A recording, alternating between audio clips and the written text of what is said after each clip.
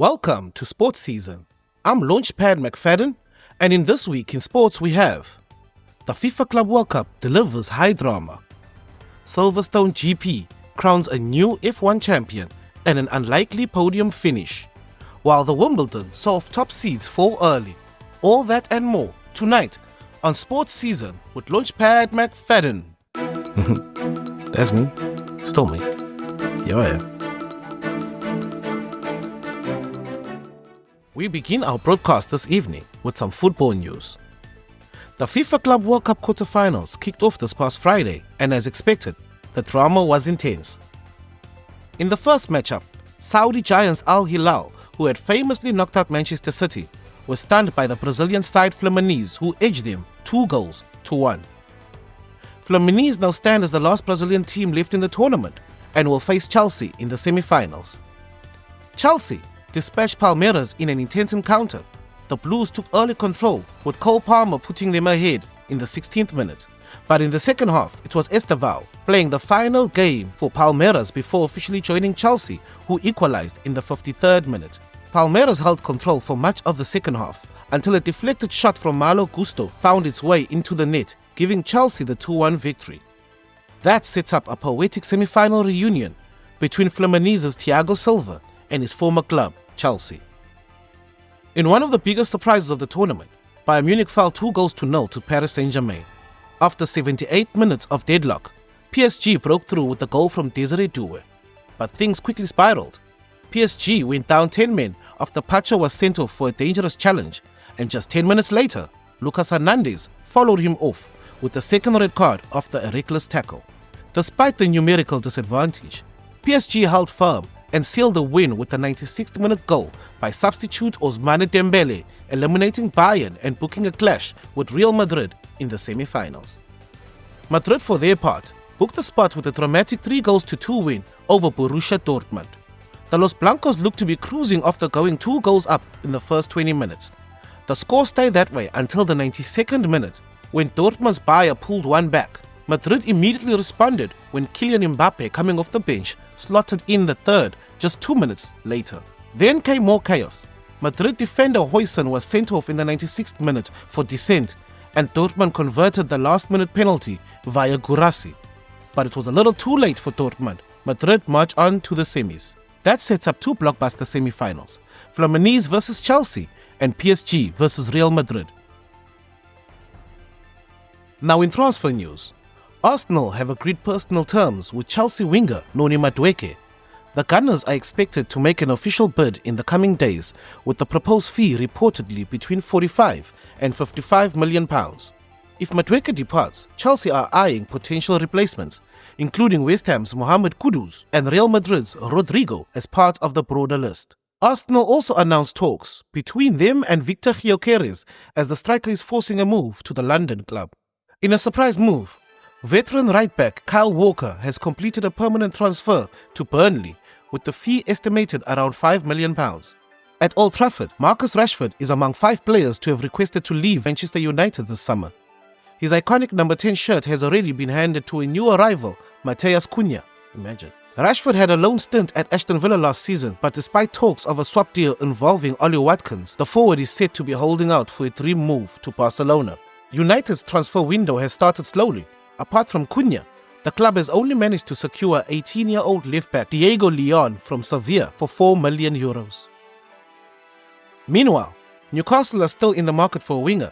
After multiple failed approaches, they now turn their attention to Nottingham Forest's Anthony Ilanga. That's your transfer update for this week. We'll keep you posted as deals develop around the world. In motorsport, it was a wet and wild Sunday at the Silverstone GP, and through all the chaos, McLaren's Lando Norris finally got his moment. The Brit claimed his first ever British Grand Prix win, delivering front of a roaring home crowd in a race packed with drama from start to finish. Max Verstappen started on pole but was quickly overtaken by the two McLarens. Oscar Piastri took the lead and held it down for most of the race, looking set to make it 2 wins in a row. But everything changed after the first safety car restart. Piastri slowed down too erratically, causing confusion in the pack.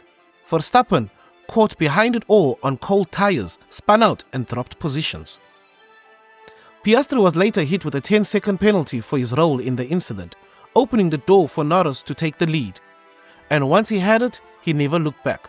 A flawless drive in tricky conditions sealed the biggest win for his career right on home soil.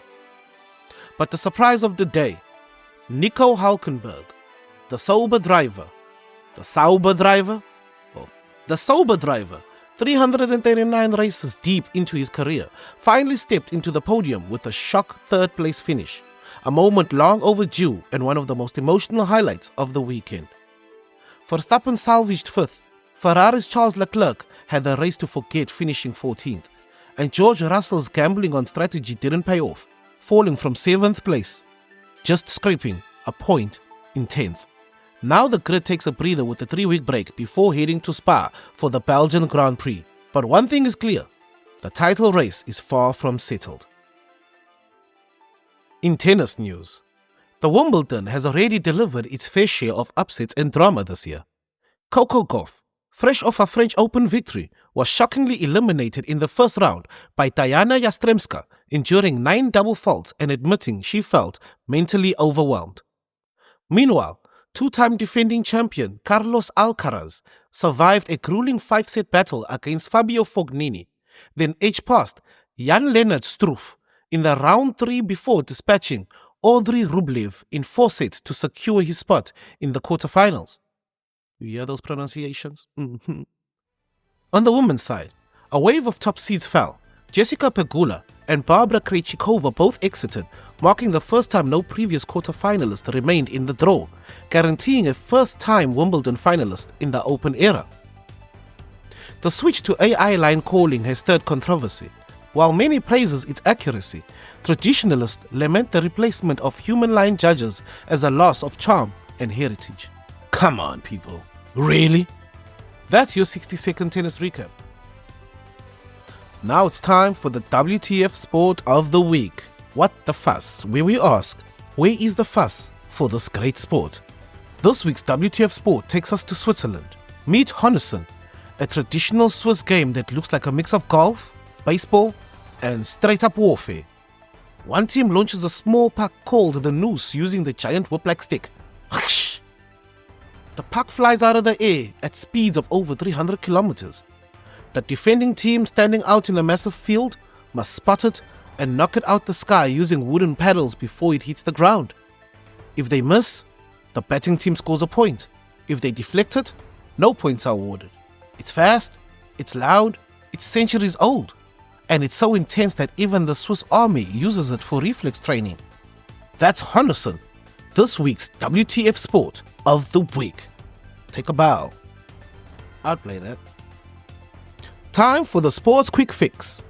Mathieu van der Poel won Stage 2 of the 2025 Tour de France into Boulogne-sur-Mer for the Alpecin de Koenig, claiming the race lead from his teammate Jasper Philipsen after a quick succession of short climbs inside the final kilometers. He exploded the peloton on the approach to the Channel Port. The Dutchman thwarted today's Pogacar's attempt to take the 100th win of his career, outsprinting the defending champion on a steady climb of the Boulevard Augusta Mariette.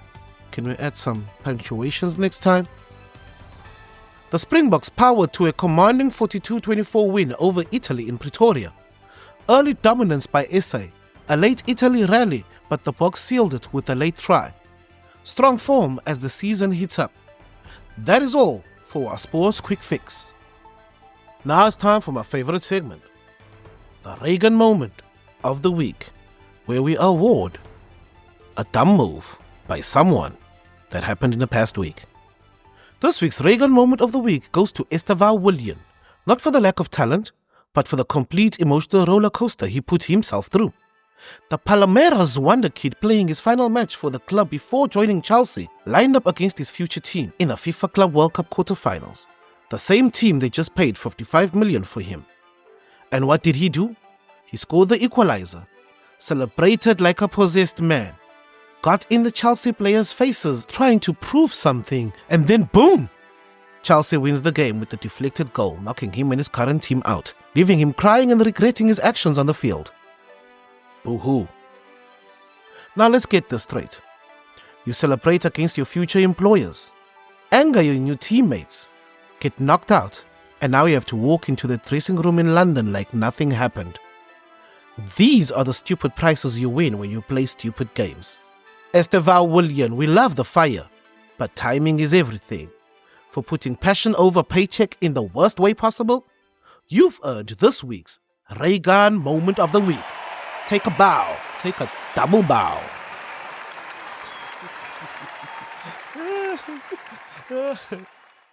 I love my job. And that wraps up this week's edition of Sports SZN. Don't forget to like, subscribe, and hit the bell so you never miss out a beat from the world of global sports. Until next time, I'm Launchpad McFadden, and this is your Sports SZN. Bye-bye. Hey, that William kid is an idiot.